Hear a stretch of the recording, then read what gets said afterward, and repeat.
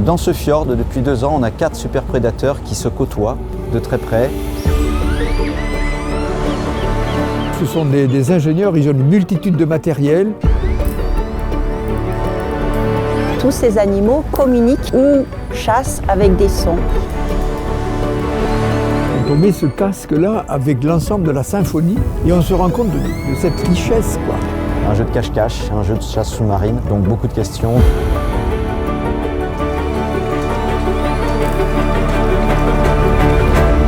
Je me dis que cette richesse-là, elle mérite d'être partagée avec un plus grand public.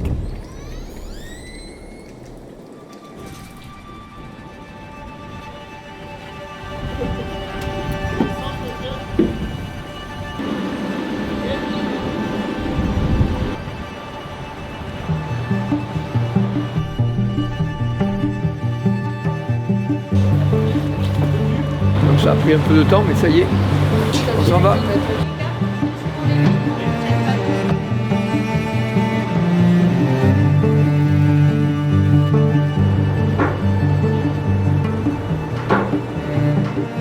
Là, on est à bord du bateau Persévérance. On est au nord de la Norvège, dans une zone très privilégiée où les mammifères marins, les orques, les cachalots, les baleines à bosse sont de passage et viennent là pour se nourrir des harengs. Donc il y a une densité de harengs, une densité de mammifères. Et là, on est avec une équipe d'acousticiens qui enregistrent les bruits de cette faune sous-marine.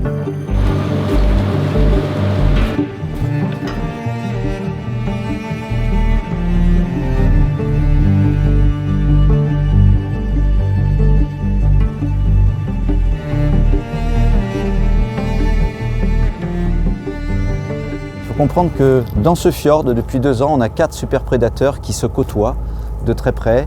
Les orques, 3000 orques, 400 baleines à bosse, une centaine de rorquals et depuis peu une trentaine de cachalots. Donc il se pose la question de la guerre sous-marine, des intimidations et des cachotteries que ces animaux se font les uns aux autres parce qu'il faut qu'ils mangent la même chose, les harengs ou bien les morues pour le cachalot.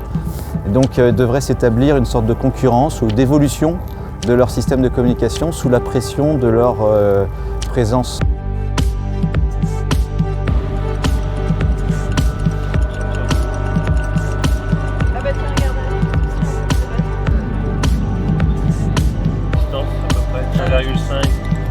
Donc oui, la mission comporte vraiment 2 volets qui sont complémentaires. Un volet identification visuelle, donc avec photos des différentes caractéristiques des baleines et des orques, et une partie acoustique qui, elle, essaye de caractériser acoustiquement donc, les orques qu'on a identifiés. Donc les 2 sont complémentaires et permettent de caractériser le mieux possible tous ces cétacés qui vivent ensemble.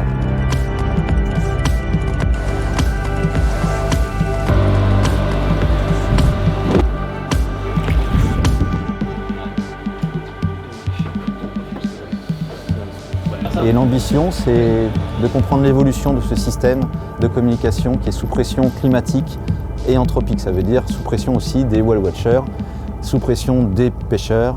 Et jusqu'à quand ces animaux seront là, on ne sait pas, mais le réchauffement continue malheureusement, donc ça va continuer à se décaler au nord. Mais bientôt au nord, il n'y a plus aucun fjord. Donc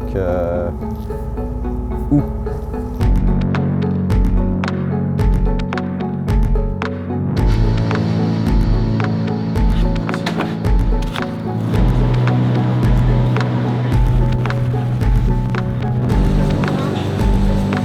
Ce qui est particulier, c'est que les baleines volent littéralement le travail des orques, puisque les orques travaillent à former une boule de hareng, et qu'on a filmé, on a vu, on le sait, les baleines à bosse viennent happer la boule de hareng en une seule gobée, donc ça peut frustrer, n'est-ce pas? Et on voit les orques un peu benauds, il pourrait y avoir des stratégies à lutter contre ces vols. Donc ça peut être du harcèlement, ça peut être aussi de changer leur vocalise pendant la création de la boule, parce qu'ils chantent pendant qu'ils construisent la boule, pour se coordonner, j'imagine. Et donc peut-être qu'il y a une évolution de cet appel à aider à la construction de la boule, qui est entendu par la baleine à bosse, évidemment. Donc on enregistre et on peut, avec le recul, faire les calculs nécessaires pour comprendre la qualité des sons, l'adaptation des signaux, la forme des sonars des uns et des autres. Est-ce qu'ils cherchent une position en distance ou une position en vitesse relative des proies ou des individus les uns aux autres. Donc tout ce jeu de guerre sous-marine acoustique, en quelque sorte biologique, qu'on essaye d'analyser au plus fin avec nos ordinateurs et même nos super ordinateurs. On est informaticien au départ, donc on sait travailler la donnée avec l'IA d'aujourd'hui. On a les trucs à 23 kg nickel du bateau. Et voilà, donc voilà une partition de chant que je vais te jouer. Et là...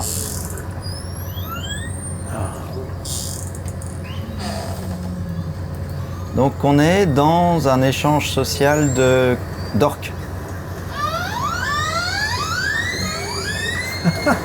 Qu'est-ce qu'ils se disent? Ils socialisent. Dans ce fjord, tu as toutes les activités. La chasse, le repos, les rencontres entre différents pods, les socialisations.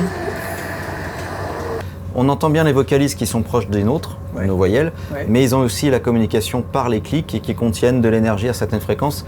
Et puis derrière, si tu as prêté un peu d'attention, il y avait un clang qui revenait de temps en temps. Donc on a une première espèce, les orques, et derrière, des clics plus grands. Tata, tata, tata. Non, j'ai entendu ce truc qui... Oui, ça c'était la baleine à bosse. La baleine à bosse. Regarde, elle est là. Elle est en bas. T'as la baleine à bosse en bas, t'as les orques ici, et en haut, t'avais ce troisième larron qui est le cachalot. Et puis on va écouter le dernier invité dans la scène. Ça va être le plus bas en fréquence, le rorqual. Voilà, le whoop, whoop. Ça c'est le rorqual. Nous pensons que c'est le seul endroit au monde aujourd'hui où tu as les 4 espèces simultanément. Parce qu'il y a à manger pour tout. Parce que c'est une concentration affolante de harengs, des milliards de harengs. Parce que ces animaux, c'est leur habitat, ils ont toujours été là avant la chasse baleinière. La chasse baleinière s'étant partiellement, mais majoritairement arrêtée, ils vieillissent, ils grandissent, maintenant dans des milieux qui réinvestissent, qui sont ce fjord en partie. Mais un super sujet, un super laboratoire pour nous, d'avoir une concentration de vocalises superposées les unes comme ça, adjacentes aux autres, c'est une pression, c'est pour l'évolution des langues le meilleur système, le meilleur moteur de l'évolution de ces vocalises. C'est dans ces conditions-là que les différentes espèces peuvent réajuster leur fréquence ou leur dialecte. Parce qu'elles pourraient chercher à ne pas se superposer. Elles pourraient chercher à gêner le rorqual qui chasse les mêmes poissons.